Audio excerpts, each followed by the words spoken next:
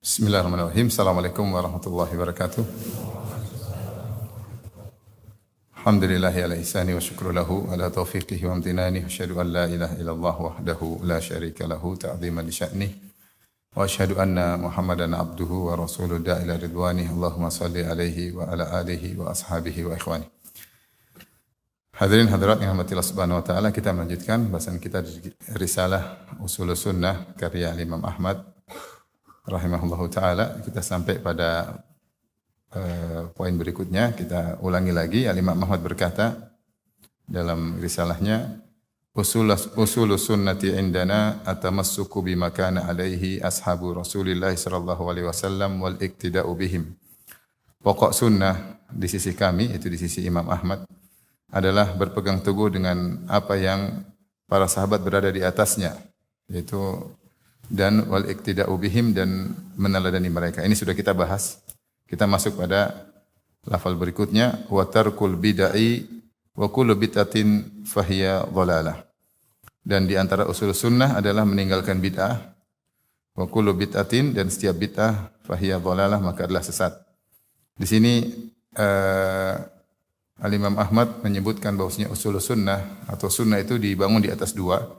Pertama adalah berpegang teguh dengan para sahabat, jalannya para sahabat. Yang kedua adalah meninggalkan bid'ah. Kenapa? Karena seluruh bid'ah adalah sesat. Taib, di sini kita akan bahas mukaddimah tentang urgensi meninggalkan bid'ah. Apa urgensinya? Yang pertama, bahwasanya ini adalah konsekuensi dari berpegang teguh dengan sunnah, adalah meninggalkan bid'ah. Kalau seorang berpegang dengan sunnah, berpegang teguh dengan jalan para sahabat, maka konsekuensinya dia harus meninggalkan bid'ah. Karena kalau dia melakukan bid'ah, berarti dia tidak berpegang teguh dengan jalannya para sahabat. Berarti dia berpegang teguh dengan perkara-perkara baru. Maka konsekuensi dari berpegang teguh di atas sunnah adalah meninggalkan bid'ah. Saya sudah sampaikan tadi, Imam Ahmad memandang usul sunnah ada dua rukun. Rukun pertama, menjalankan apa yang dijalankan oleh para sahabat. Yang kedua, meninggalkan bid'ah. Yang kedua ini merupakan konsekuensi dari yang pertama. Kemudian di antara urgensi meninggalkan bid'ah, yaitu penting kita mengenali macam-macam bid'ah. Sebagaimana dikatakan wabil dhiddi tatabayyanul asya', dengan mengenali lawannya maka akan semakin jelas suatu perkara. Ya, kalau ingin kenal sunnah, kita harus mengenal apa? Bid'ah, sehingga pengenalan kita terhadap sunnah lebih dalam. Ini sudah sering saya sampaikan. Ini berlaku dalam banyak perkara. Kalau ingin tahu tentang tauhid, maka berusaha mempelajari tentang syirik secara detail. Kalau ingin tahu tentang firqah najiyah, maka belajarlah firaq-firaq munharifah, firqah-firqah yang sesat. Ya. Karena dengan mengenali firqah najiyah sudah cukup, tapi lebih sempurna lagi jika mengenali firqah-firqah yang sesat. Dan itu metode Al-Quran. Makanya Al-Quran tidak hanya menjelaskan jalan kebenaran, Al-Quran juga menjelaskan jalan-jalan kesesatan. Ya. Kata Allah Subhanahu wa taala, "Wa kadzalika nufassilul ayati wa litastabina sabilul mujrimin." Demikianlah kami rincikan ayat-ayat kami agar jelas jalan-jalan kaum mujrimin. Makanya Allah menyebutkan tentang ciri ahli tauhid dalam Al-Quran. Allah juga menyebutkan ciri-ciri orang kafir. Bahkan Allah juga sebutkan tentang ciri-ciri orang munafik secara detail, sehingga jelaslah jalan-jalan kesesatan, sehingga jalan kebenaran semakin jelas. Maka kalau kita ingin tahu tentang sunnah agar lebih sempurna, kita mengenali juga tentang bid'ah dan macam-macamnya. Kemudian di antara urgensi meninggalkan bid'ah adalah solusi keselamatan yang Rasulullah sebutkan dalam hadis yang masyhur, hadis Irbad bin Sariyah, ya. Hadis Irbad bin Sariyah. Irbad bin Sariyah yang kata Nabi sallallahu alaihi wasallam, fa innahu may ya'ish minkum, siapa yang hidup setelahku, fasayara ikhtilafan katsira, maka dia akan melihat banyak perselisihan setelah wafatku.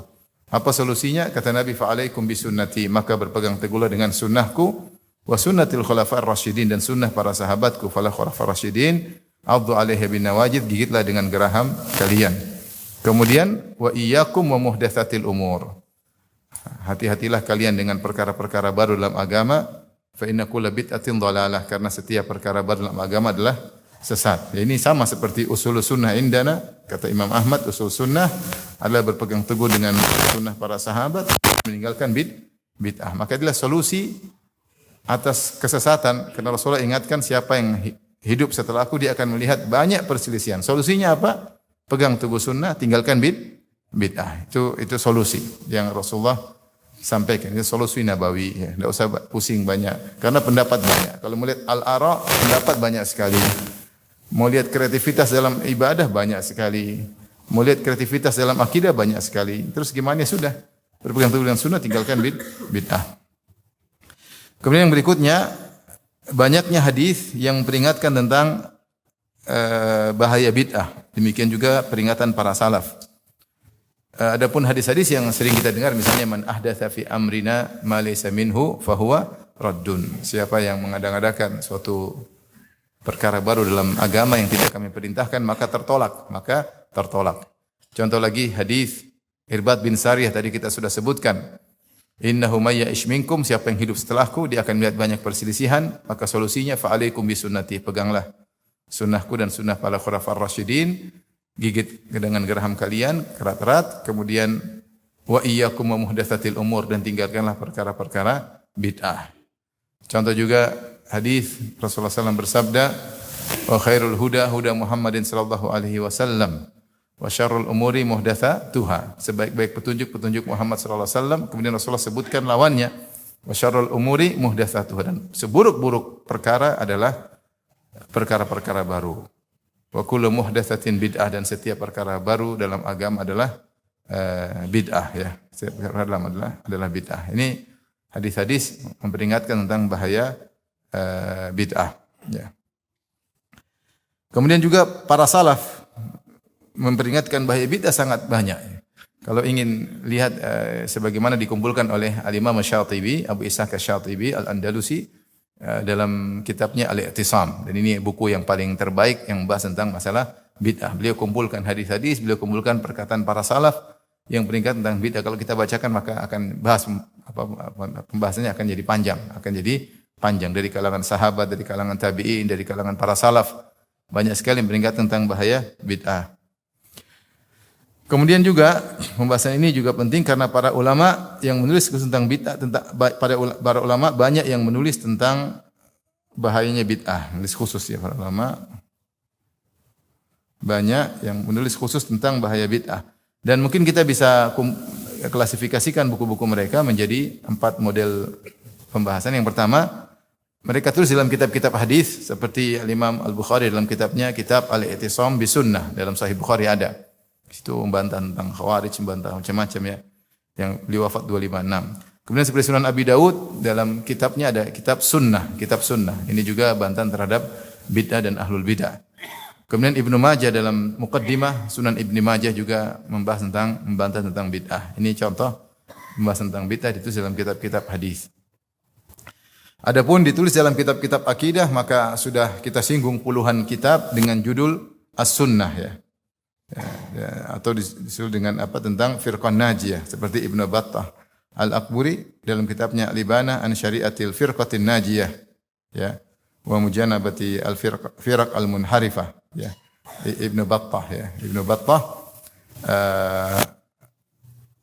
beliau menulis tentang akidah, dan juga di bagian belakangnya beliau membahas tentang masalah bid'ah. Dan banyak para ulama ketika membahas akidah juga menyertakan bahasan tentang bid'ah. Seperti misalnya Abu Ja'far At-Tahawi membahas tentang akidah, kemudian di belakang beliau membahas tentang ciri-ciri ahlul bid'ah, bantahan terhadap mereka ya.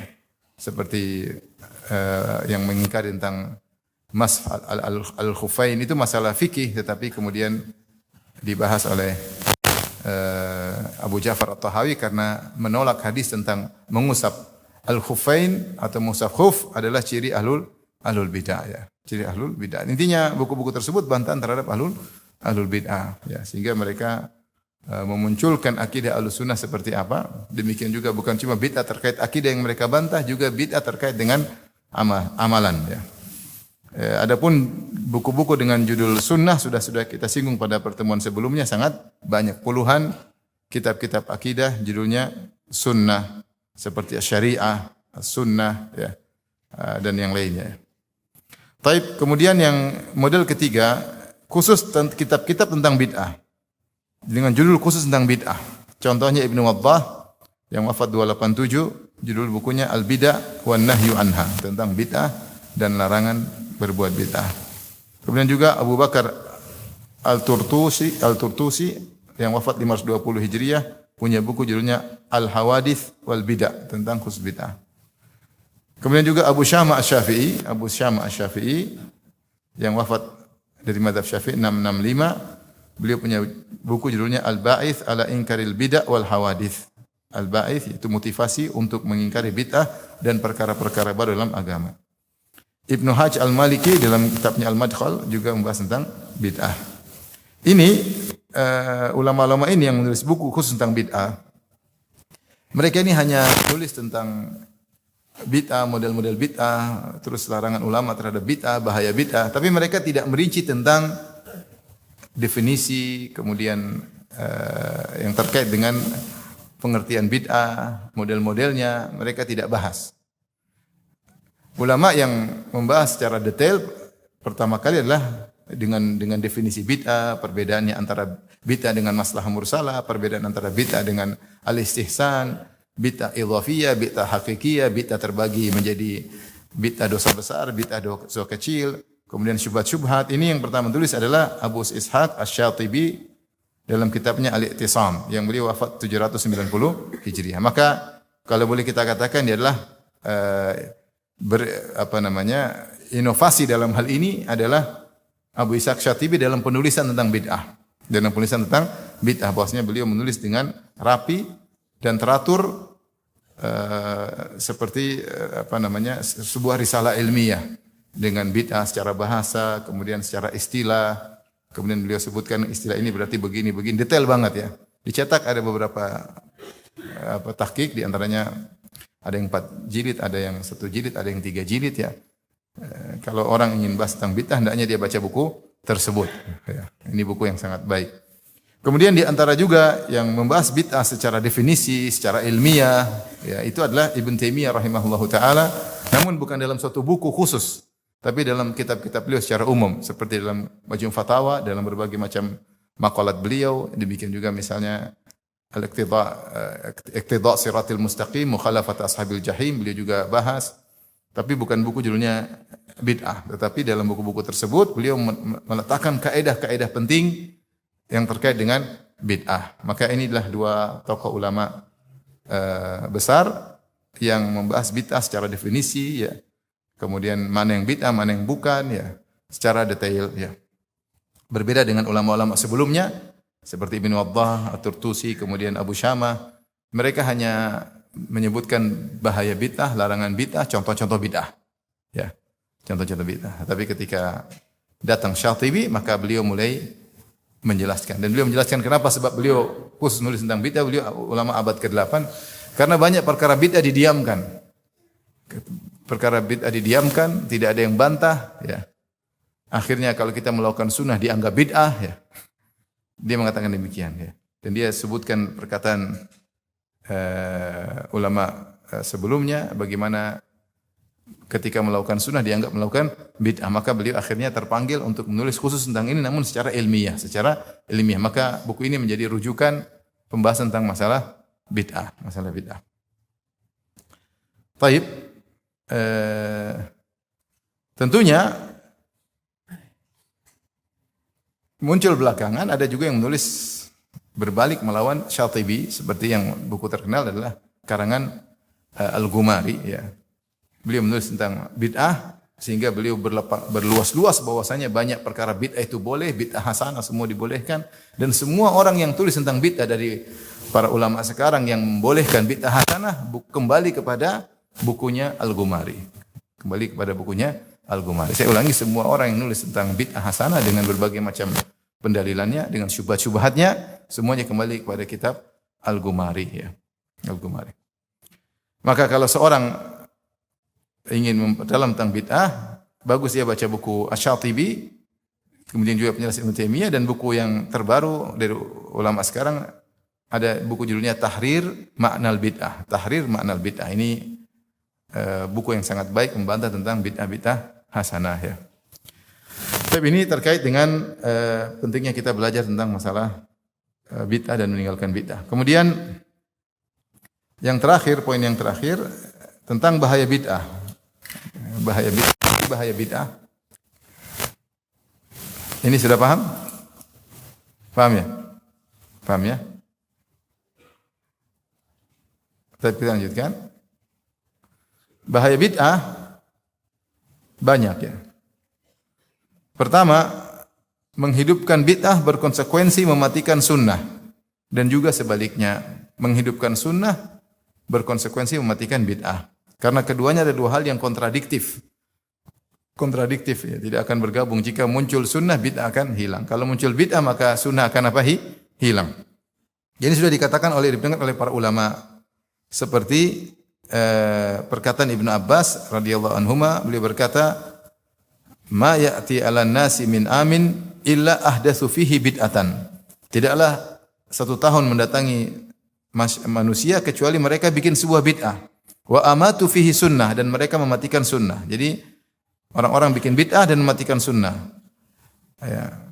Hatta tahyal bid'u wa tamutas sunnah, sampai bid'ah hidup dan sunnah pada mati. Ini perkataan Ibnu Abbas. Dia mengatakan tidak ada suatu tahun yang datang kecuali ada bid'ah baru. Jadi setiap tahun ada bid'ah baru. Dan setiap tahun ada bid'ah baru muncul, ada sunnah yang dimatikan. Karena bid'ah konsekuensinya lawannya sunnah. Bid'ah hidup, sunnah pasti mati. Ya. Sunnah pasti mati. Contoh sederhana misalnya kalau antar azan dan iqamat, orang bikin bid'ah bersenandung antar azan dan iqamat. Akhirnya kita mau menjalankan sunnah susah. Kita membaca Quran misalnya, sunnah-sunnah umum ya. Kita mau berdoa setelah antara azan dan iqamat, terganggu. Mau sholat sunnah juga terganggu. Kenapa ribut? Gimana ya? Mau sini atau itu? Ya. Tidak bisa digabungkan dua-duanya. Maka jika muncul bid'ah, maka sunnah biasanya akan hilang. Ya, contoh misalnya bid'ah tahlilan. Ya, harusnya sunnahnya kalau orang meninggal kita bantu, ya enggak? Kita bantu, kita kirimkan makanan, kalau perlu kasih zaman sekarang kasih uang. Sekarang kebalik. Ketika mereka bikin acara, maka yang terkena musibah malah semakin susah, semakin menderita karena harus bikin makanan, menyediakan makanan untuk para tamu, sehingga berbalik, bukannya tamu orang-orang bantu, malah orang-orang dikasih makanan. Disebut dengan walimah kematian. Walimah apa? Kematian. Jadi ketika muncul bid'ah, sunnah akhirnya hilang. Dan demikian dalam perkara-perkara yang lain. Bid'ah terkait akidah, setiap muncul bid'ah maka sunnah yang akan hilang. Ini konsekuensi. Maka Ibnu Abbas mengatakan, ahdatsu fihi bid'ah wa amatu fihi sunnah. Mereka menghidupkan bid'ah dan mematikan sunnah. Ini diriwayatkan oleh Ibnu Abbas dalam Tabrani, dalam Mujamul Kabir, dan dikatakan oleh Hatsami, rijaluhu mawthuqun. Sanadnya rawinya terpercaya dalam Majmu' Zawaid. Kemudian juga Hasan bin Atiyah Al-Muharibi, salah seorang ulama besar ya, beliau berkata, "Ma ahdatha qaumun bid'atan fi dinihim illa naza'allahu min sunanihim mithlaha." Tidaklah suatu kaum melakukan bid'ah pada dalam agama mereka kecuali Allah akan cabut yang sunnah semisal bid'ah tersebut. Tsumma lam yu'idha ilaihim, kemudian tidak dikembalikan lagi kepada mereka sunnah tersebut ila yaumil qiyamah, sampai hari kiamat. Disebut oleh dalam muqaddimah bab ittiba'is sunnah. Sanadnya sahih. Jadi kalau ada orang bikin bid'ah, ada sunnah yang semisal dicabut oleh Allah Subhanahu wa taala. Karena ini dua hal yang kontradiktif. Ya, karena orang kalau mau bikin metode bid'ah, maka sunnah yang harusnya dikerjakan jadi berubah, jadi hilang. Taib, ini salah satu bahaya bid'ah adalah mematikan sunnah. Ya. Dan subhanallah, Asy-Syatibi dalam kitabnya Al-I'tisam menuliskan perkataan riwayat dari salaf banyak sekali yang mereka kaget. Sampai ada yang mengatakan kalau Nabi hidup zaman sekarang kaget, tidak ada yang Nabi lihat yang dijalankan oleh para sahabat kecuali hanya salat. Artinya banyak perubahan. Kemudian di antara bahaya bid'ah yang kedua, bahkan lebih parah, mengerjakan sunnah dikatakan bid'ah, dan mengerjakan bid'ah dikatakan apa? Sunnah. Sunnah dibilang bid'ah, bid'ah dikatakan sunnah. Dan ini sudah disebut oleh Ibnu Mas'ud.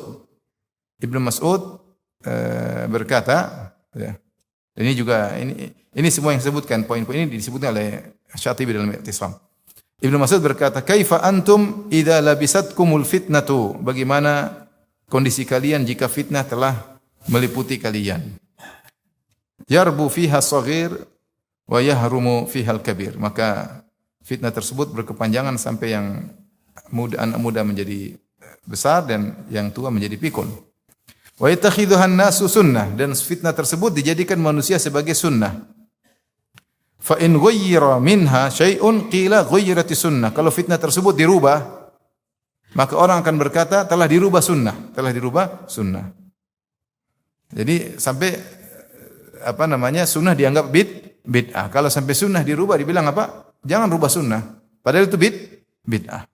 Saking mereka terbiasa dengan bid'ah tersebut, sampai karena mereka di sejak kecil melihat bid'ah tersebut, tradisi tersebut. Sehingga kalau ada yang mau kembalikan kepada sunnah aslinya, dibilang jangan rubah sunnah. Padahal itu bid'ah, karena sudah dari kecil mereka lihat. Mata yakunu dzalika ya Abu Abdurrahman? Kapan hal itu terjadi wahai Ibnu Mas'ud, kunyanya Abu Abdurrahman? Qala idza kathurat qurra'ukum, jika sudah banyak yang ahli baca Quran kalian, wa qallat umana'ukum, dan sedikit orang-orang amanah di antara kalian, wa kathurat amwalukum, harta kalian banyak, wa qallat fuqaha'ukum, dan yang faqih dalam agama sedikit, wal tumisatid dunya bi amalil akhirah, dan orang sudah mencari dunia dengan amal akhirat. Mulailah banyak orang dengan amal akhirat mencari dunia. Hadis sanadnya sahih, diriwayatkan oleh Ibnu Abi Syaibah dan juga Ad-Darimi, ya. Jadi ini peringatan dari Ibnu Mas'ud radhiyallahu taala anhu bahwasanya jika bid'ah sudah sampai merajalela, apalagi bertahan lama-lama, akhirnya sekarang ada yang ingin mengembalikan bid'ah kepada sunnah, ditegur, diingkari, jangan bikin bid'ah. Sehingga dikatakan guyiratis sunnah, sunnah berubah.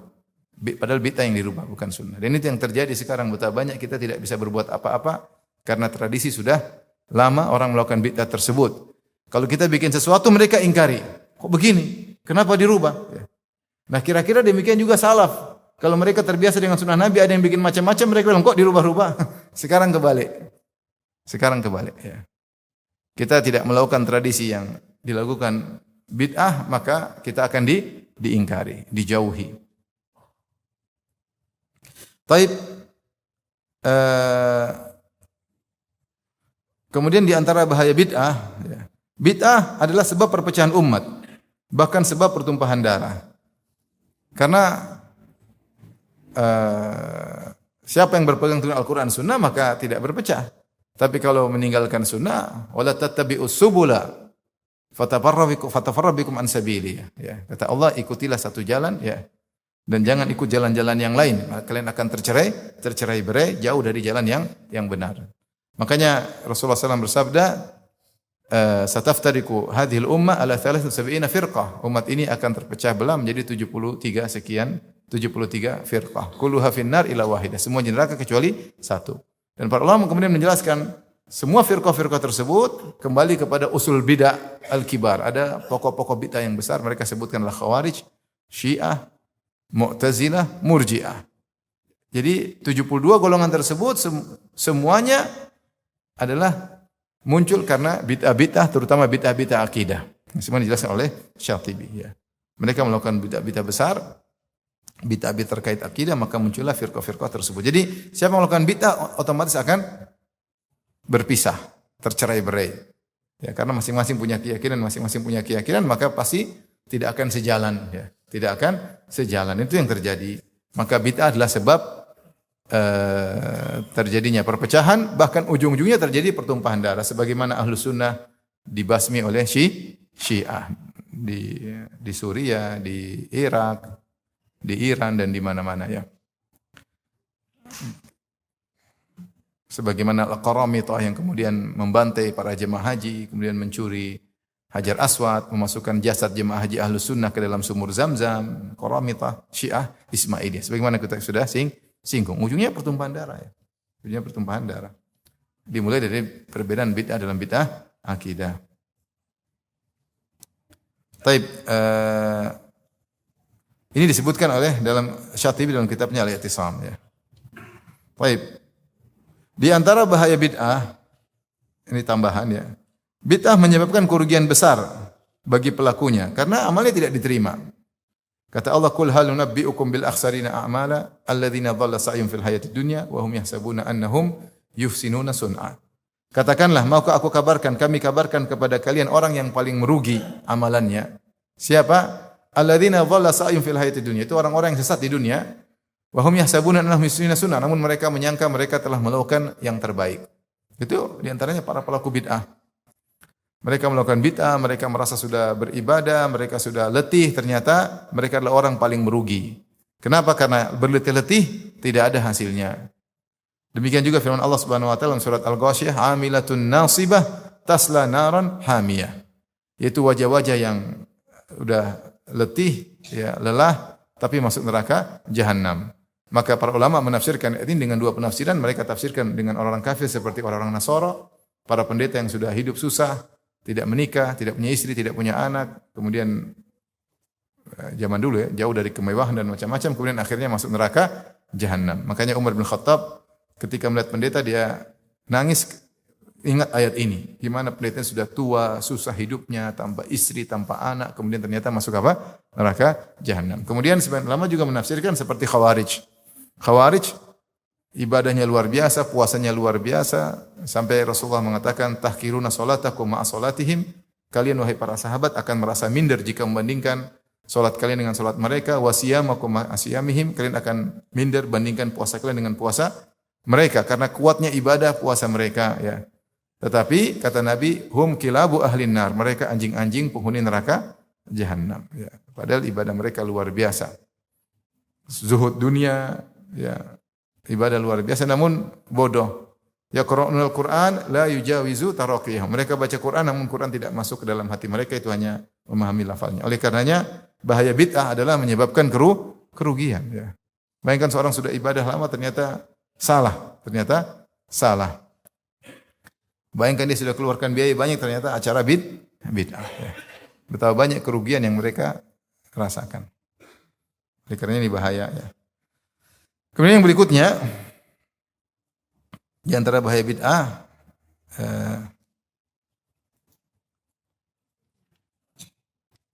ini di antara bahaya bid'ah yang sampai sini aja, ya. Taib. Berikutnya kita bahas tentang bantahan terhadap bid'ah, ya.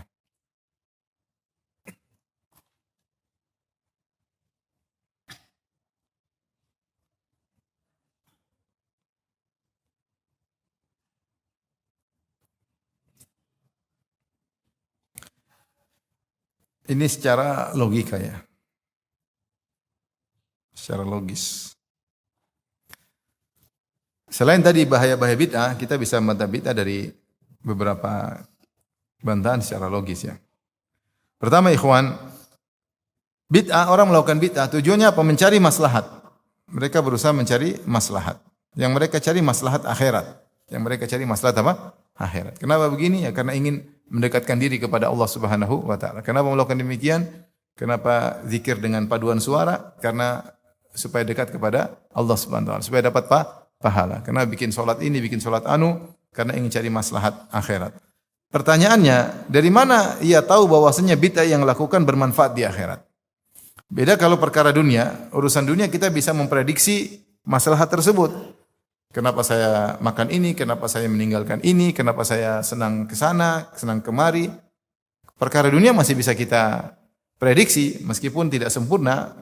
Kemaslahatan dunia pun sempurnanya kalau kita mengikuti syariat, ya. Betapa sering kita menyangka dengan melakukan satu kegiatan kita akan bahagia, perkara dunia ternyata kita tidak bahagia. Tapi masih bisa diprediksi, ya. Banyak perkara dunia bisa kita lakukan, kita berinovasi karena menurut kita ini adalah maslahat. Tapi kalau perkara akhirat, dari mana kau tahu itu maslahat? Dari mana kau tahu itu apa? Maslahat. Dari mana? Dari mana Anda tahu bahwasanya kalau setelah sa'i, kemudian salat 2 rakaat setelah sa'i. Rasulullah SAW umrahnya setelah tawaf salat 2 rakaat. Kemudian setelah sa'i tidak ada salat 2 rakaat. Ya. Taib. Kalau ada orang setelah sa'i salat 2 rakaat, sebenarnya dilakukan oleh sebagian jemaah umrah. Setelah sa'i mereka salat lagi 2 rakaat. Kita bilang ini bid'ah. Kenapa? Kenapa kau melakukannya? Ya, saya mencari maslahat dapat pahala. Dari mana kau tahu bahwasanya setelah 2 rakaat setelah sa'i ada pahalanya? Ini perkara gaib. Perkara gaib enggak ada yang tahu, ya. Oleh karenanya tidak bisa ditebak-tebak kalau urusan maslahat akhirat. Beda kalau dunia bisa ditebak-tebak. Ya, bisa kita coba-coba, ya. Tapi kalau akhirat gimana coba tahu dapat pahala dari mana? Enggak ada laporannya, enggak ada reportnya dari langit bahwasanya dapat pahala, enggak ada. Oleh karenanya gimana melakukan bid'ah sementara ini adalah hal yang spekulasi tingkat tinggi, enggak ada dalilnya dan tidak bisa ditangkap dengan akal karena terkait dengan pahala. Dengan pahala. Ya. Dan semua bid'ah demikian, ya. Semua bid'ah demikian, ya.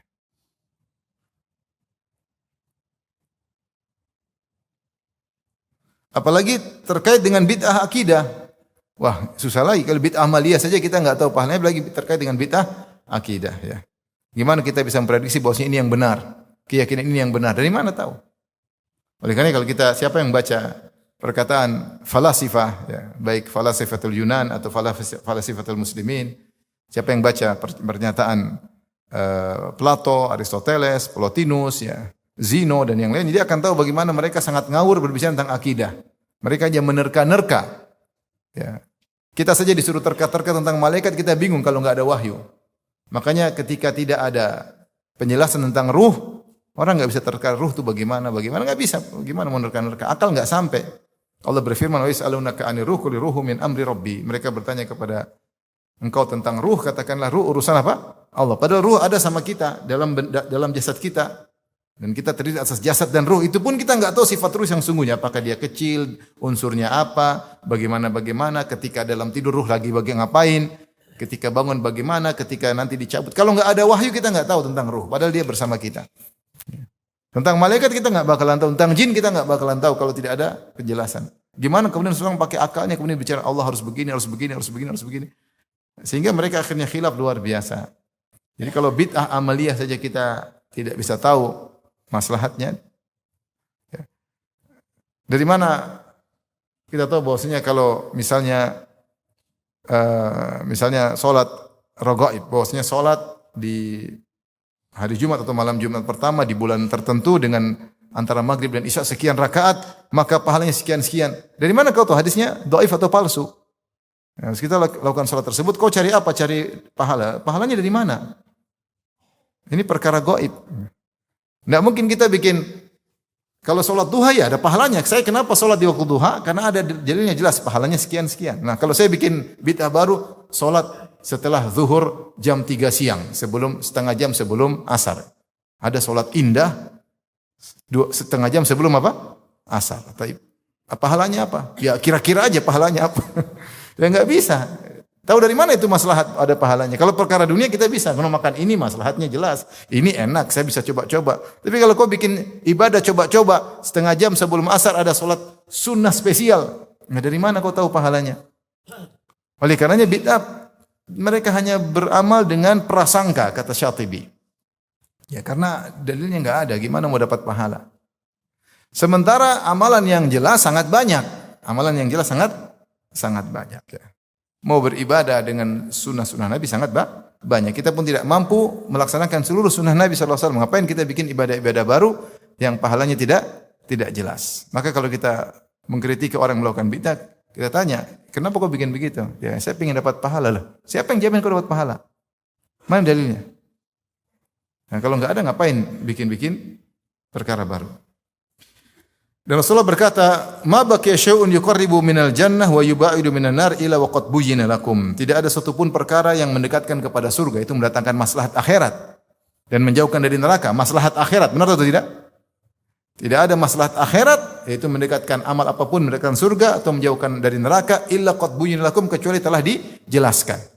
Ya sudah, berarti yang ada penjelasannya, enggak ada penjelasannya jangan nerka-nerka.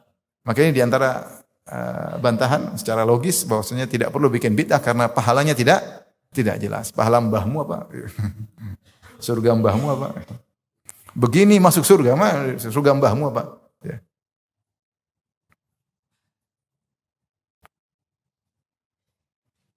Baik.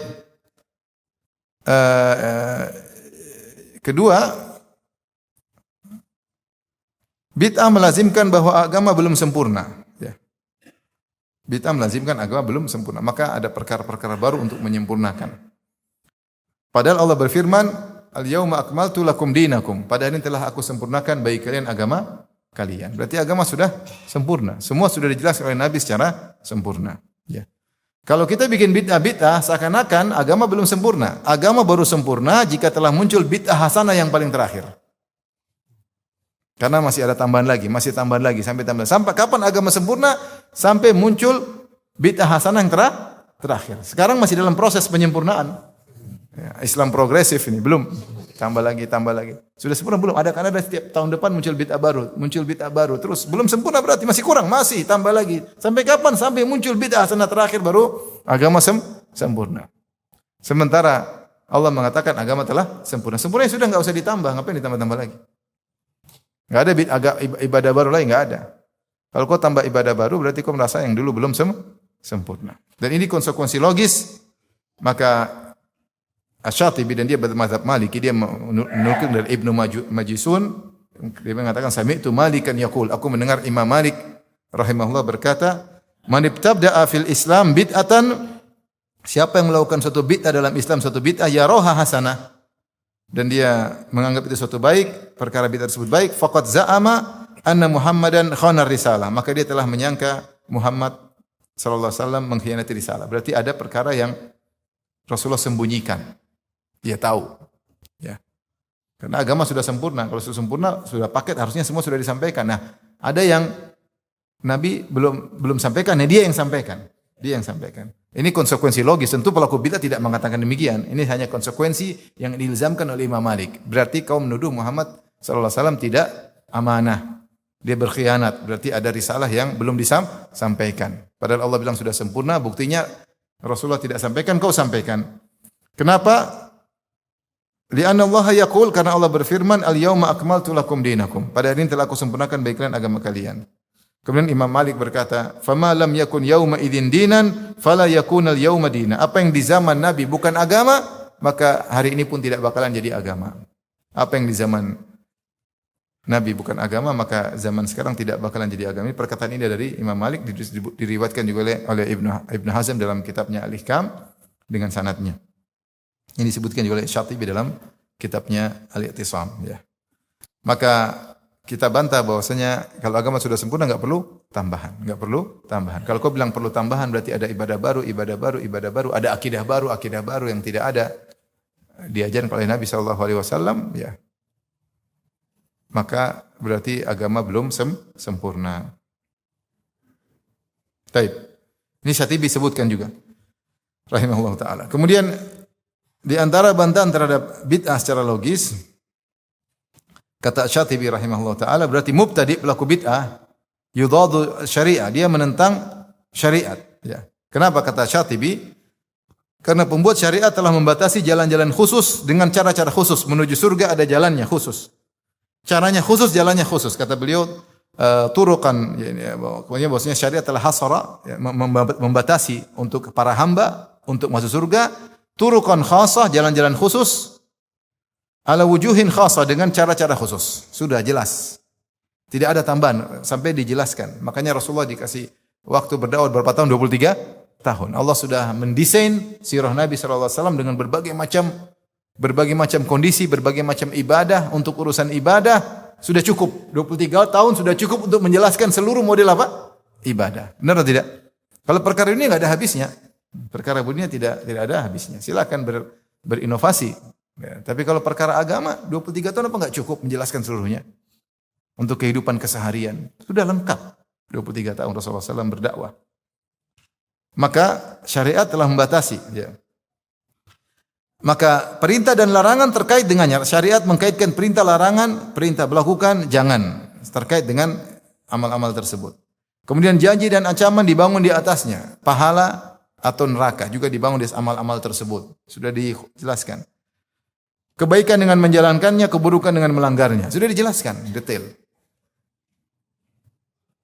Karena Allah yang lebih tahu tentang apa yang terbaik, bagaimana cara beribadah, Allah yang lebih tahu, dan Allah utus Nabi Muhammad untuk menjelaskan paket ibadah tersebut. Nih, Nabi yang lebih tahu. Kalau semua orang bisa berfikir, tidak perlu ngutus Rasulullah. Udah Rasulullah kasih kaidah umum aja setahun sudah cukup. Ini 23 tahun. Detail Rasulullah jelaskan.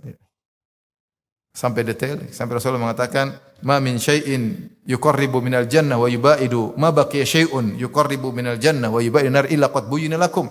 Tidak satu pun yang mendekatkan kepada surga, menjauhkan dari neraka kecuali telah jelaskan sudah. Ngapain kita kreasi-kreasi lagi? Jadi Imam Syafi'i menganggap orang Allah dan Rasulnya telah membatasi begini. Kemudian dia datang seakan-akan dia bikin baru. Itu bukan pembatasan. Seakan-akan dia menyaingi Allah dan Rasulnya. Ya. Dalam mungkin saya tambah surat Asy-Syura ayat 21 ya.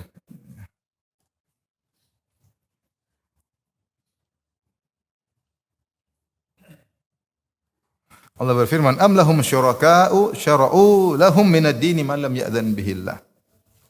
Apakah mereka punya sembahan-sembahan selain Allah yang mensyariatkan bagi mereka agama yang Allah tidak izinkan? Ya sudah, membuat syariat adalah nabi dan utusan Allah Subhanahu wa taala. Jangan bikin syariat-syariat baru, ya. Siapa yang menyaingi Allah? Ini konsekuensi tentunya. Pelaku bidah tidak mengatakan saya pembuat syariat, tapi konsekuensinya ketika kau bikin syariat baru seakan-akan kau juga berhak untuk buat syariat. Seakan-akan pembatasan yang Allah berikan tidak cukup, jangan dibatasi. Jangan dibatasi ibadah gitu saja. Jangan dibatasi. Saya bikin ibadah baru. Ini pembuat syariat dong. Saingan bagi siapa? Allah, dan saingan bagi Rasulullah sallallahu alaihi wasallam. Saingan bagi Rasulullah sallallahu alaihi wasallam. Padahal Allah yang lebih tahu, Nabi yang lebih tahu. Makanya Allah mengkaitkan qul in kuntum tuhibbuna fattabi'uni. Katakanlah Muhammad, jika kalian cinta kepada Allah, ikuti aku, ya. Karena Nabi yang lebih tahu tentang apa yang Allah sukai. Nabi yang lebih tahu tentang jalan menuju surga, Nabi yang lebih tahu jalan menjauhi neraka. Ya sudah, ikut Nabi sallallahu alaihi wasallam, jangan bikin ibadah-ibadah baru. Pelaku bid'ah dia keluar dari batasan tersebut, kata Syatibi rahimahullahu taala. Faham? Tapi kita lanjutkan. Ini bantahan secara logika. Yang berikutnya, yang keempat.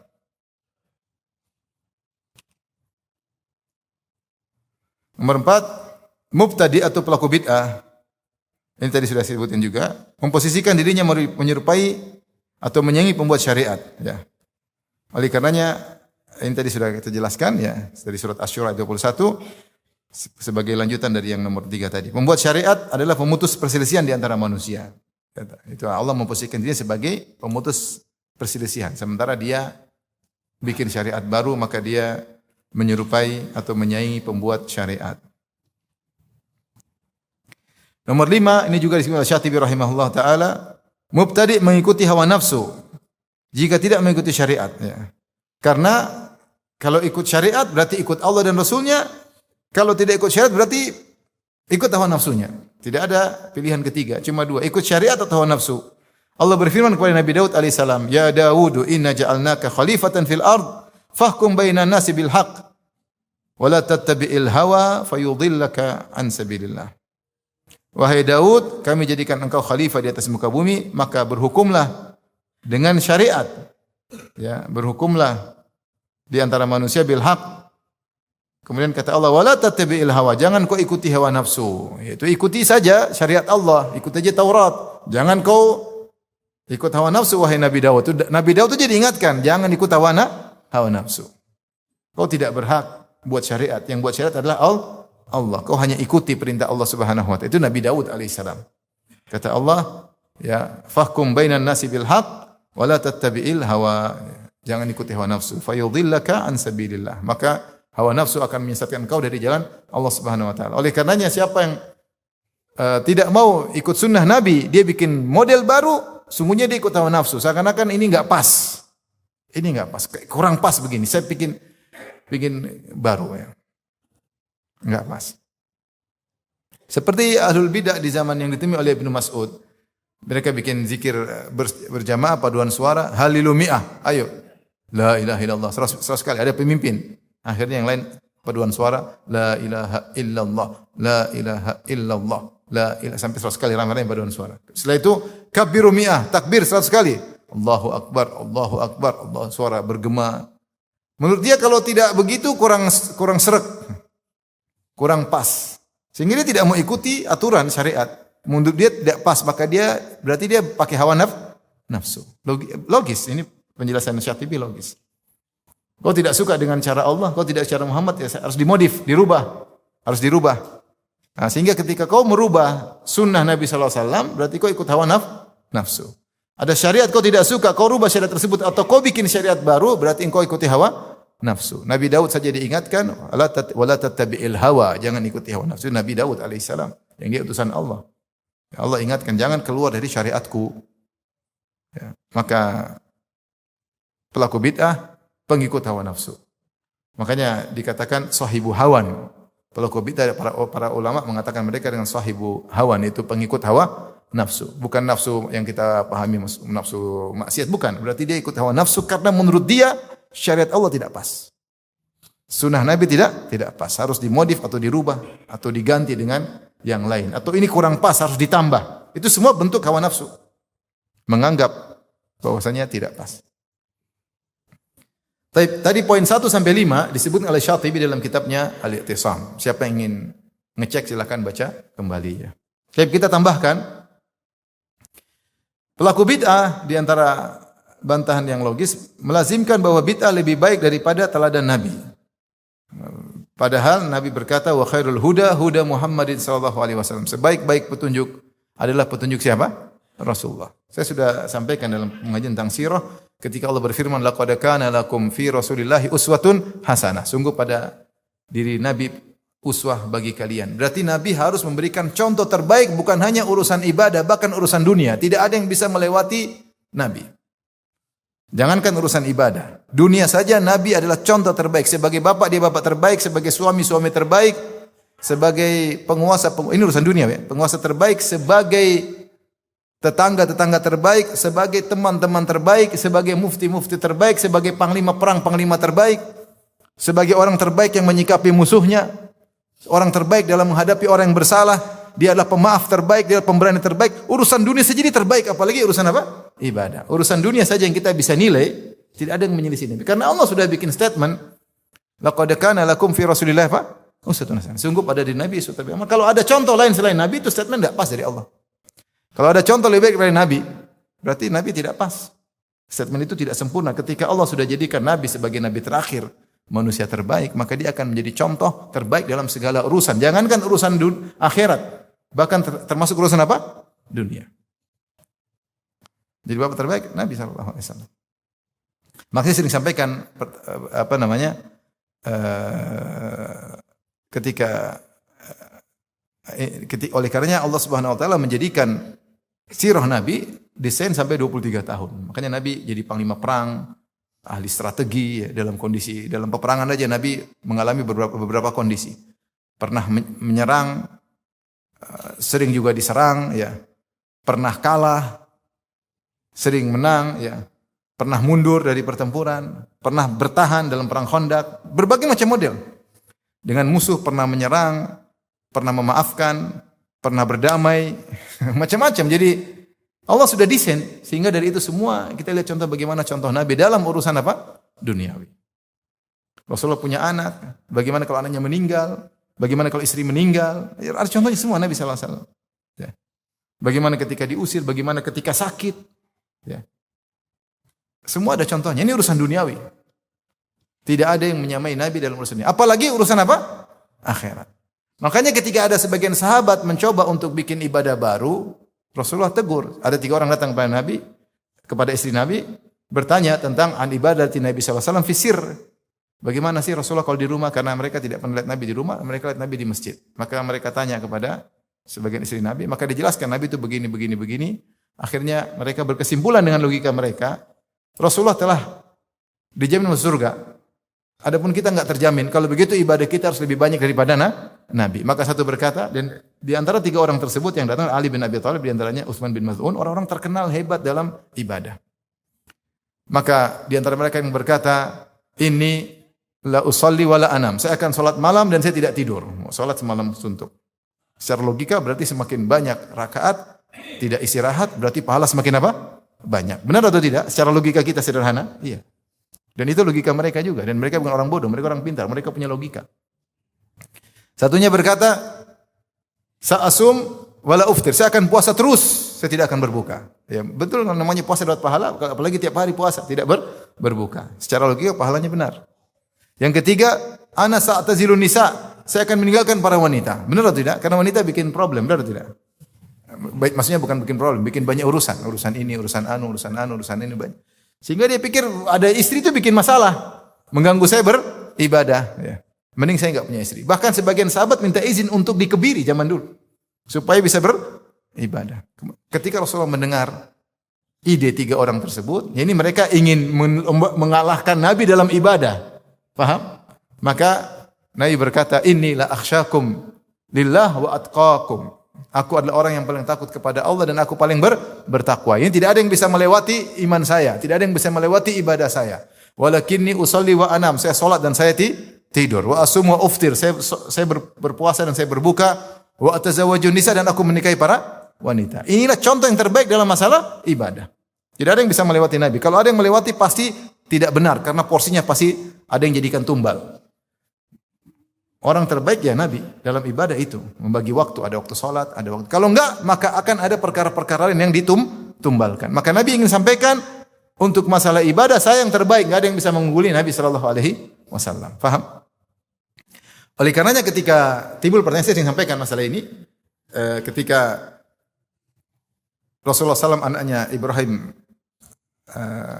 meninggal, maka Rasulullah SAW menangis karena meninggal di pangkuan Nabi. Yajudu bi nafsi, dia keluarkan nyawanya keluar di pangkuan Nabi sambil menggeliat kesakitan. Tentu Rasulullah SAW menangis. Sementara Fudail bin Iyad punya anak soleh namanya Ali, ya, sangat soleh. Meninggal, ketika dewasa meninggal, sementara Fudail tidak menangis, dia tertawa. Anaknya soleh, meninggal dia tertawa. Maka timbul pertanyaan, apakah Fudail lebih afdal daripada Nabi? Benar enggak pertanyaannya? Artinya dia lebih sabar daripada Nabi. Nabi menangis, ini tidak menangis. Bayangkan, apakah ridhonya lebih tinggi daripada Nabi? Pertanyaan ditanyakan, yang jawab Ibnu Taimiyah rahimahullah ta'ala. Luar biasa Ibnu Taimiyah. Ini nukil Ibnu Qayyim rahimahullah. Kata Ibnu Taimiyah, bahwasanya ketika seorang anaknya meninggal, maka dia dibebankan oleh Allah beberapa ibadah. Di antara ibadah adalah ridho dengan keputusan Allah. Di antara ibadah rahmat kepada sang anak, dan rahmat kepada anak berpahala. Makanya mencium anak berpahala, bukan cium istri aja pahala. Cium anak juga apa? Pahala, peluk anak pahala, ya. Bahkan Rasulullah mengatakan man la yarham la yurham. Siapa yang tidak merahmati anak tidak dirahmati oleh Allah Subhanahu wa taala. Ketika Aqra bin Habis bangga, dia mengatakan inna li asyratan minal aulad ma qabbaltu ahadan minhum. Saya punya 10 anak laki-laki, saya tidak pernah cium mereka sama sekali. Seakan-akan kalau tidak cium anak itu menunjukkan karismatik, hebat. Kalau anak kayaknya kayak perempuan enggak, tapi Rasulullah malah mengatakan siapa yang tidak menyayangi tidak akan disayang oleh Allah. Berarti menyayangi anak pahala atau tidak? Pahala. Maka Ibnu Taimiyah mengatakan ketika anak Nabi meninggal, Nabi menjalankan seluruh ibadah tersebut, maka dia ridho dengan keputusan Allah dan dia menangis sebagai bentuk rahmat kepada sang anak. Sementara Fudail bin Iyad ketika anaknya meninggal, ridho dia lebih mendominasi daripada rahmat kepada anaknya, sehingga dia pun tertawa, sehingga dia hanya menjalankan satu ibadah ridho. Adapun Nabi menjalankan 2 ibadah. Jadi Nabi tetap lebih baik. Mau saya, kalau dalam urusan dunia saja Nabi terbaik, apalagi urusan apa? Akhirat yang pahalanya adalah gaib. Saya bilang kalau sholat semalam suntuk, sekarang ada orang sholat 1 malam cuma 3 jam. Yang satu sholat 5 jam sampai tidak tidur. Mana lebih afdal? Kalau secara duniawi ini kan lebih panjang 5 jam, ini cuma 2 jam. Harusnya lebih pahala pada 5 jam. Tapi ternyata tidak demikian. Kenapa? Karena pahala gaib. Contoh kalau orang safar, Rasulullah selalu sholat 2 rakaat, yang 4 rakaat jadi 2. Tapi ada saya 2 terlalu sedikit, saya mau 4 deh. Tapi mana lebih afdal? Yang 2. Sepakat lebih 2 karena 2 sunnah Nabi SAW. Lebih ringan, lebih mudah, pahalanya lebih banyak. Karena kalau pakai logika enggak, kurang banyak 4. Kurang banyak. Sama haji tamattu dengan haji ifrad. Haji ifrad lebih susah. Sejak datang pakai ihram terus sampai tanggal 10, lebih susah. Haji tamattu umrah dulu, kemudian baju berhubungan dengan istri dan macam-macam. Bahkan di antara sunnah Nabi adalah Nabi suruh para sahabat untuk tanggal 8 mendatangi istri-istri mereka sebelum pergi ke Mina. Kata Nabi, datangi istri-istri supaya kalau ke Mina enggak banyak pikiran. Ini sunnah-sunnah yang ditinggalkan. Gimana mau melakukan? Kamar tidak ada, Ustaz. Makanya ada kamar berkah. Mau saya para sahabat sampai melakukan hal tersebut sampai mereka heran. Kami datang, ya kata, datangi istri kalian. Sampai kata para sahabat, kami pergi ke Mina wa madakiruna taqturu maniyan. Sementara kemaluan kami masih ada sisa-sisa air mani. Saking karena Rasulullah suruh seperti kita sholat Jumat sebelum Jumatan suruh berhubungan dengan apa? Istri. Mau saya kalau orang pakai logika bahwasanya haji ifrat lebih susah. Tetapi lebih afdal haji apa? Tamattu. Maksud saya, untuk perkara duniawi saja yang kita bisa pakai akal berlogika, ternyata Nabi adalah contoh yang terbaik. Apalagi urusan akhirat yang pahalanya gaib, maka Nabi pasti yang terbaik. Oleh karena Nabi berkata, wa khairul huda Muhammad. Sebaik-baik petunjuk Nabi dalam urusan duniawi, apalagi urusan apa? Akhirat. Maka kalau ada yang coba-coba mengungguli Nabi dalam urusan agama dibikin bid'ah, konsekuensinya tentu dia tidak mengatakan saya lebih afdal daripada Nabi, tapi kita katakan konsekuensinya berarti kau menganggap ibadahmu lebih afdal daripada ibadah Nabi. Jelas. Kalau ada yang bikin salat 2 rakaat setelah sa'i, kita bilang, "Taib, umrahnya Nabi bagaimana?" Umrah Nabi ya tawaf 7 putaran, kemudian salat 2 rakaat setelah tawaf di belakang Makam Ibrahim, kemudian sa'i. Habis sa'i ada sunnah enggak? Salat enggak? Enggak ada. Loh, kamu kok salat? Ya enggak apa-apa. Umrah kamu lebih bagus atau umrahnya Nabi? Tanya sama dia, umrah kamu lebih bagus atau umrahnya siapa? Nabi. Pasti dia bilang umrahnya Nabi. Ya sudah, ngapain kau tambah-tambah? Ngapain kau tambah-tambah? Seakan-akan umrah yang dicontohkan Nabi kurang pas. Ya. Oleh karenanya konsekuensi dari bid'ah adalah mengatakan ibadah dia lebih afdal daripada petunjuk Nabi sallallahu alaihi wasallam. Makanya saya sering menyatakan itu benar ada masalah khilaf tentang talafuz bin niyat. Orang ketika mau salat dia mengatakan nawaitu, usolli. Ya, itu ada pendapat memang. Kata mereka niat di hati tapi ini untuk menguatkan di hati. Tapi kita di antara bantahan kita bilang Nabi ketika salat tidak pernah usolli. Dan Nabi ajarkan kepada ribuan sahabat tidak ada yang bilang apa? Usolli. Dan di antara sahabat ada orang Arab Badui yang baru masuk Islam atau orang Badui, orang yang mungkin secara akal mungkin kurang dibandingkan orang-orang yang tinggal bersama Nabi sallallahu alaihi wasallam. Dan ada orang baru masuk Islam dari agama lain, Rasulullah tidak pernah mengajarkan apa? Usolli. Berarti yang Rasulullah ajarkan lebih afdal atau engkau yang benar tujuannya baik? Orang yang mengatakan para ulama, tentu ini pendapat mereka kita hargai juga, yang mengatakan kenapa kita lafal niat untuk menguatkan di hati, karena hati ini macam-macam isinya. Sehingga kita perlu bilang usolli fardhu dhuhri, tapi tetap niat di mana? Di hati. Ini niat bukan di mulut kata mereka. Ini cuma menguatkan apa yang di hati. Itu kan logikamu. Tetapi yang Nabi ajarkan bagaimana? Ada begitu? Enggak. Taib, kita beda dengan Nabi. Kita mungkin ada. Taib, para sahabat orang Arab Badui, apakah juga bisa merasakan apa yang kau rasakan? Mereka sama-sama manusia loh. Bahkan kau Islam lebih lama. Mereka di antara mereka ada yang baru masuk Islam. Kira-kira hati mereka juga macam-macam enggak? Macam-macam. Tapi apakah Nabi suruh bilang usolli? Tidak. Terlepas ini masalah khilaf, tapi kita bilang solat yang terbaik, solat yang dicontohkan oleh siapa? Nabi. Tidak perlu bilang apa? Usolli. Jadi ini maksudnya apalagi perkara bid'ah. Jadi orang melakukan bid'ah berarti otomatis dia menganggap petunjuk dia lebih baik daripada petunjuk Nabi sallallahu alaihi wasallam. Baik. Berikutnya. Yang ketujuh,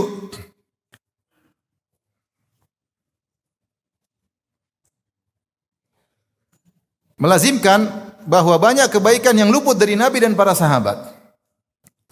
Melazimkan banyak kebaikan yang luput dari Nabi dan para sahabat. Atau kita tambahkan lagi sederhananya, ini berarti banyak amal-amal bid'ah yang Nabi tidak kerjakan. Berarti engkau bisa dapat pahala yang Nabi belum pernah dapat pahala itu. Benar atau tidak? Sahabat belum pernah dapat pahala. Kalau puasa kita sama, kita puasa, Nabi juga puasa. Ya. Kita sedekah, Nabi juga sedekah. Tapi ahlul bidah punya ibadah baru yang Nabi tidak pernah bikin, sahabat tidak pernah bikin. Berarti ada pahala-pahala yang luput dari Nabi dan para sahabat. Benar atau tidak? Konsekuensinya demikian. Subhanallah, ada pahala yang Nabi tidak pernah dapat. Kau dapat yang luar biasa. Hebat. Kalau kau zikir joget-joget, taib. Kata dia daripada tripping, oke jangan tripping. Bukan begitu kali ya. Baik, kau zikir joget-joget, Nabi bikin enggak? Enggak. Berarti kau dapat pahala yang Nabi tidak bikin. Abu Bakar, Umar, Utsman tidak bikin. Ibadah sambil joget ya, loncat. Ini ibadah bukan? Nah, ibadah. Kalau ibadah berarti pahala, pahala. Nabi tidak bikin. Nabi tidak bikin pahala ya, tersebut. Berarti Nabi terluputkan.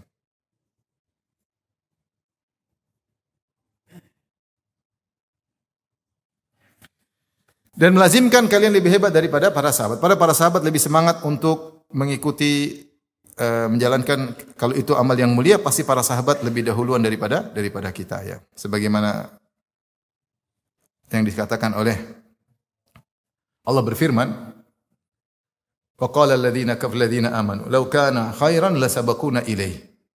Berkata orang-orang kafir tentang Al-Qur'an, kalau Al-Qur'an itu baik, mereka tidak akan mendahului kita. Kita pasti duluan.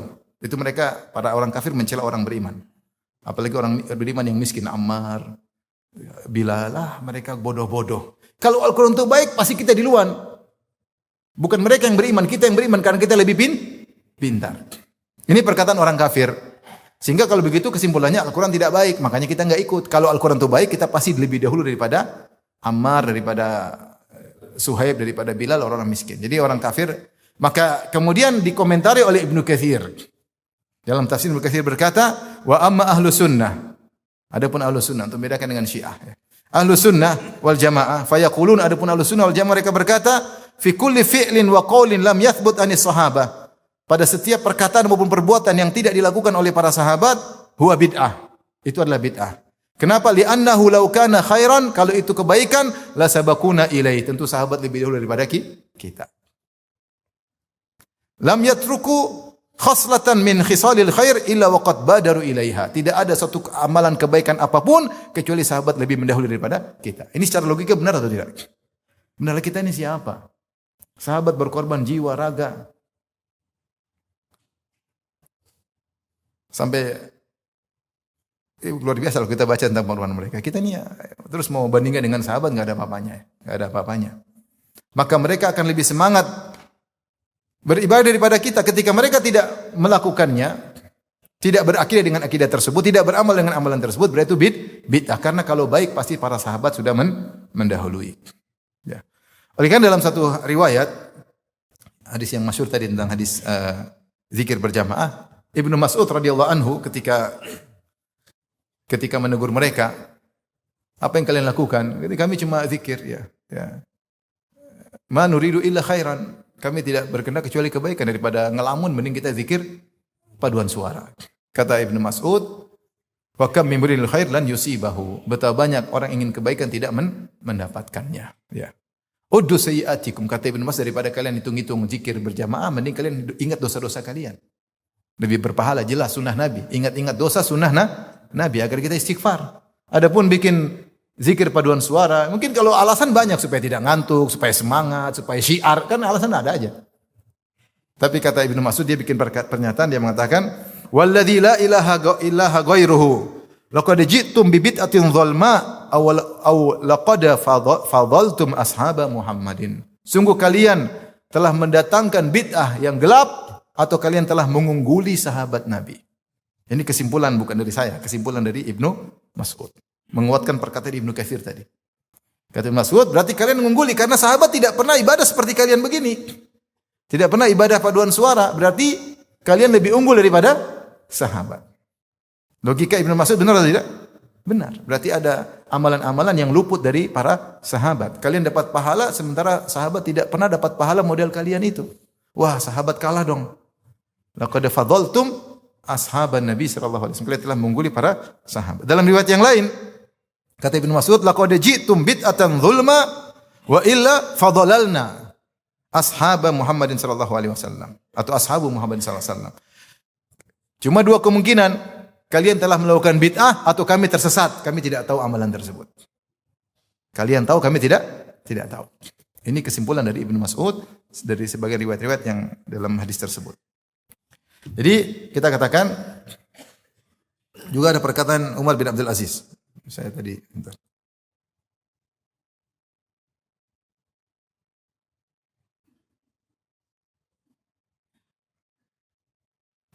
Apa kata Umar bin Aziz dalam khutbahnya dinukil oleh Syatibi? Amma ba'du fa inni usikum bitaqwallah wal iqtisad fi amrihi. Aku wasiatkan kalian bertakwa kepada Allah dan cukup dengan perintah Allah dan wattiba'i sunnati nabihi, dan ikutilah sunnah Nabi sallallahu alaihi wasallam. Wa tarki ma ahdatsal muhditsun mimma qad jarat sunnatuhu wa kufu mu'natahu, ya. Dan jangan bikin perkara-perkara baru yang sudah ada sunnahnya. Ya. Dan sudah cukuplah kalian dengan sunnah tersebut. Fa alayka biluzumi sunnah, hendaknya engkau mengikuti sunnah. Fa inna sunnah innama sannaha man qad arafa ma fi khilafiha minal khata' wa zalal. Sunnah itu yang bikin siapa? Adalah pembuat syariat yang tahu ya kalau menyelisihinya berarti ada kesalahan, berarti ada kekurangan. Ini tadi mendukung tadi kita bilang bahwasanya kata Syatibi, syariat telah membatasi cara masuk surga begini. Maksudnya Ibn Abdul Aziz juga mengatakan yang buat sunnah ini tahu kalau kalian menyelisihi pasti akan menimbulkan apa? Kesalahan. Maka ikuti saja, tinggal ikuti saja. Wal humki wa ta'ammuk ya akan menjatuhkan kepada kebodohan ya. Fardhu li nafsika bima radiya bihil qaum. Ridholah dengan sunnah Nabi apa yang telah diridhoi oleh para sahabat li anfusihim. Sahabat ridho dengan sunnah Nabi, mereka tidak bikin-bikin. Fa innahum ala ilmin waqafu. Mereka di atas ilmu mereka berhenti. Ya. Wa bi basarin nafidhin qad kufu, dan mereka sudah cukup dengan pandangan yang tajam ya. Wa walahum kanu ala kashfil umuri aqwa. Mereka lebih paham tentang perkara-perkara daripada kalian ya. Wa bi fadlin law kana fihi ahra. Ini seperti perkataan Ibnu Katsir. Seandainya itu kebaikan mereka pasti lebih utama. Ya, yaitu sama dengan law kana khairan la sabaquna ilai. Kalau itu baik pasti para sahabat lebih dahulu. Sama perkataan Umar bin Abdul Aziz. Ini sekedar menguatkan aja. Jadi berkata Ibnu Katsir, "Lau kana khairan sabaquna ilaih," itu bantahan terhadap perkataan orang musyrikin, bantahan terhadap orang Syiah, dan juga itu sebagian dipahami oleh Ibnu Mas'ud radhiyallahu taala anhu dan juga di Umar bin Abdul Aziz. Tapi poin berikutnya di antara bantahan secara logis berarti kalau boleh bid'ah tidak melazimkan bahwa tidak harus meneladani Nabi, kita bisa bikin sendiri dong. Bisa bikin apa sendiri. Bisa bikin sendiri. Baik. Yang 9 tadi perkataan Imam Malik, melazimkan ada perkara yang di zaman Nabi bukan syariat namun sekarang menjadi sunnah atau wajib. Di zaman Nabi bukan syariat, sekarang menjadi sunnah atau wajib. Apa kata Imam Malik? Disuruh kita nukilkan. Kata Imam Malik, "Fama lam yakun yauma idzin dinan falan yakuna al-yauma dinan." Apa yang di zaman Nabi bukan syariat, maka sekarang tidak mungkin jadi syariat, enggak mungkin. Bagaimana ada perkara di zaman Nabi bukan syariat sekarang jadi syariat? Bagaimana di zaman Nabi? Nabi tidak pernah bikin tahlilan misalnya 3, 4, 5, 7, 100 ribu dan seterusnya. Bagaimana sekarang jadi syariat bahkan dianggap wajib? Siapa yang tidak melakukannya dicela. Gimana kita? Terus Nabi dulu gimana dong? Sahabat dulu gimana? Tidak bikin acara tersebut. Dulu bukan syariat. Sekarang menjadi sunnah atau bahkan wajib. Paham? Sama, di zaman Nabi tidak ada namanya maulid ya. Sahabat juga tidak merayakan maulid Nabi SAW. Sekarang menjadi sunnah atau wajib. Gimana kita berani mengatakan ini wajib? Kau cinta sama Nabi enggak? Kalau cinta bikin. Kalau enggak lah ini berarti wajib dong. Oh enggak wajib. Sunnah muakkadah. Sunnah yang ditekankan. Sunnah itu dari ada dalilnya. Namanya sunnah. Kalau enggak ada dalilnya bukan sunnah. Gimana? Nabi sahabat tidak bikin terus. Yang pertama bikin adalah Syiah Ubaidiyah. Diakui dalam sejarah. Ketika mereka masuk Mesir, dari Tunis mereka masuk. Nanti kita bahas insyaAllah pada pertemuan berikutnya. Mereka yang pertama bikin. Gimana kok bisa jadi wajib sekarang? Dijadikan standar keimanan. Siapa yang melakukan berarti imannya benar, siapa yang tidak melakukan sesat. Kok bisa? Di zaman Nabi bukan apa-apa, bukan standar. Kok bisa jadi standar sekarang? Benar perkataan Imam Malik. Imam Malik rahimahullahu taala tinggal di mana? Imam kota Madinah, dan dia mewarisi tradisi penduduk kota Madinah. Kalau ternyata Maulid Nabi adalah perkara tradisi penduduk kota Madinah, pasti Imam Malik melakukannya atau meriwayatkan atau menceritakan. Ya. Imam Malik wafat 179 Hijriah. Ya, harus dia akan cerita dulu kami mendapati orang-orang tua kami, nenek moyang kami, mereka ketika hari lahir Nabi mereka bermaulid. Tapi tidak ada. Berarti itu tradisi tidak ada di kota Madinah. Tidak ada, dipastikan tidak ada. Kalau ada kira-kira dicatat enggak? Imam Malik kira-kira lakukan atau tidak? Lakukan kalau itu baik. Kalau tidak ada berarti enggak ada. Bilang aja enggak ada. Enggak ada. Nah, kalau kita sepakat dulu tidak ada, di zaman Imam Malik 179 yang meninggal itu tidak ada, sekarang kok bisa jadi wajib? Itu menjadi sunnah apa? Muakkadah. Baik. Bantahan yang ke-10 juga logika. Kalau setiap orang boleh bikin bid'ah, maka apa standarnya? Bukankah hawa nafsu macam-macam? Bukan hawa nafsu macam-macam. Yang jadi standar gimana? Coba, kira-kira apa sunnah yang bagus ya antar azan dan iqamat? Begini. Orang ide macam-macam. Terus kalau jadi ide macam-macam, yang mana yang diikuti? Mana yang diikuti? Akhirnya bisa kontradiktif. Dan itulah yang muncul gara-gara bid'ah terjadi kontradiktif. Muncullah Mu'tazilah vs Murji'ah, Syiah lewat lawan Nawasib, Falasifah lawan Ahlul Kalam. Ini semua contoh. Ketika bicara satu perkara, tidak ikut Al-Quran dan Sunnah, maka membuka potensi untuk khilaf. Karena masing-masing punya cara pandang sendiri. Ketika masing-masing punya cara pandang sendiri, tergantung maslahat yang dia lihat, akalnya masing-masing, sehingga pasti terjadi kontradiktif. Contoh, apa hukum pelaku dosa besar? Khilaf. Kalau Ahlussunnah jelas pelaku dosa besar ada dalilnya begini. Ketika tidak terikat dengan dalil, maka muncullah Mu'tazilah, Khawarij dan Murji'ah. Kalau ikut sunnah selesai, enggak ada khilaf karena ada standarnya. Ketika tidak pakai standar, akhirnya bermacam-macam. Ya, bermacam-macam. Dan demikian dalam segala perkara, kalau dibuka pemikiran, maka masing-masing punya pendapat sendiri-sendiri. Ya. Maka saya menarik yang ditulis oleh guru kami Syekh Abdul Qayyim As-Sahibani dalam bukunya Rad 'ala Muhsinil Bidah. Beliau berkata bagaimana kalau standarnya ikut sahabat, kalaupun dianggap bid'ah. Supaya kita tidak ribut, kita pakai standar sahabat. Ya sudah, yang sahabat bikin kita bikin, yang enggak, supaya enggak ribut. Setuju enggak? Enggak, ya sama. Yang benar mana, saya atau kamu? Ya, saya yang benar. Lagi mana? Mana standar kebenaran kalau begitu? Kalau semua orang boleh bikin bid'ah, mana standar kebenarannya? Taib, sekarang kita dibilang bid'ah, benar? Wahabi bid'ah, benar enggak?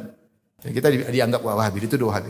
Di antara apa yang disuruhkan oleh para ulama Ahlus Sunnah yang dituduh sebagai Wahabi adalah berpegang teguh dengan Al-Quran dan Sunnah dan pemahaman para salaf. Itu bid'ah. Loh, kenapa dianggap bid'ah kalau ini kan baik? Kalau bid'ah kami boleh, bid'ahmu enggak boleh lah, gimana? Kamu berarti enggak komitmen. Kalau komitmen semua bid'ah harusnya boleh. Ya kan boleh bikin. Taib, ini kita yang bisa sampaikan. InsyaAllah kita break dulu. InsyaAllah jam berapa balik? Jam 10. Jam 10 ya? Oke, jam 10 kita kembali lagi insyaAllah ta'ala. Wabillahi taufik. Assalamualaikum warahmatullahi wabarakatuh.